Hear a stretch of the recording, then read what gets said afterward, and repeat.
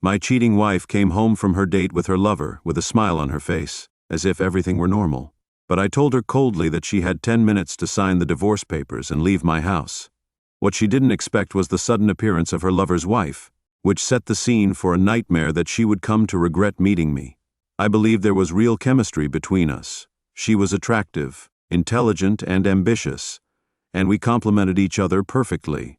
We both work in highly competitive fields, she as a financial advisor, me as an executive in the luxury hotel industry. We are both very busy, but we understand each other, or at least I think we do. The cracks started with the smallest things.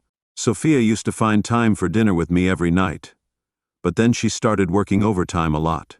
I told myself not to worry, that our professions were demanding, and I trusted her. But one evening as we sat on the sofa watching TV, her phone rang. She answered it quickly, smiled nervously, then muted it and flipped it onto the table face down. I asked her who it was, and she replied that it was just a client. She didn't dare look at me. He had been a bit needy lately. Her answer seemed reasonable, but the way her shoulders were tense and her fingers were clenched around the phone that evening suggested otherwise. Doubts started to grow in my mind, and they wouldn't go away over the next few weeks. I began to notice a pattern. Sophia's late-night calls and texts were increasing in number, and she was using work emergencies as an excuse to avoid me. She became increasingly distant, and her once warm attitude was replaced by indifference. I couldn't shake the feeling that something was wrong, so I decided to investigate.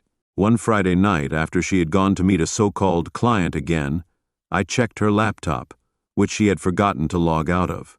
What I found confirmed my worst fears. There were dozens of messages between her and a man named Adrian. Not only were their emails flirtatious, they also detailed plans for them to meet at fancy restaurants and boutique hotels. My stomach lurched as I skimmed through the emails.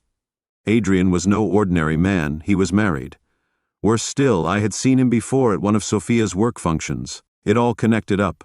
The stolen glances, the overloud laughter at each other's jokes. It all made sense now, but I wasn't ready to confront her yet. But I needed to know more over the next month. I hired a private detective to follow Sophia and record her movements. The photos and videos he provided left no doubt that Sophia was having an affair with Adriana. The detective also discovered something else. Adriana's wife, Ann M., had no idea about her husband's double life. I don't find it funny. Adrian pursued my wife with such audacity, without knowing that his actions would soon bring him to ruin. I contacted Amar anonymously and sent her a package containing the evidence I had gathered. I attached a note that said, "You have a right to know the truth. If you want to, call me in a few days." A few days later, my phone rang. It was Emily M. She was devastated, but not the type to wallow in self-pity. We laid it all out on the table. Her husband's cheating, her wife's betrayal, and the damage it had done to both of us. "I want to confront him face to face," she said, her voice firm despite the tears in her eyes. "I want to do it in a way that he will never forget." Her determination stirred something in me. What if we confronted them together? I suggested that they think they had escaped punishment, but we would show them that they hadn't. That night, Emily smiled for the first time. I liked your idea that night. We spent the next few weeks planning the perfect confrontation. On Saturday night, Sophia told me she was working late again. I knew she would be at an upscale restaurant in the city center. Adrian and I arrived early and sat in the corner, where we could see everything without being seen. Sure enough, they arrived hand in hand, smiling as if they had no cares in the world. My blood was boiling, but I forced myself to remain calm, because this moment needed to be perfect.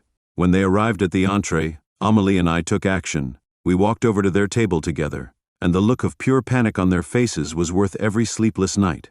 "Sophia," I said coldly, "you forgot to say you were having dinner with Adrian tonight." "Adrian," Amelie added, "I saw you were busy." There was silence in the restaurant as the four of them stood there, the tension palpable. Sophia stammered, her face flushing. "Jacob, I can explain." "You have plenty of time to explain."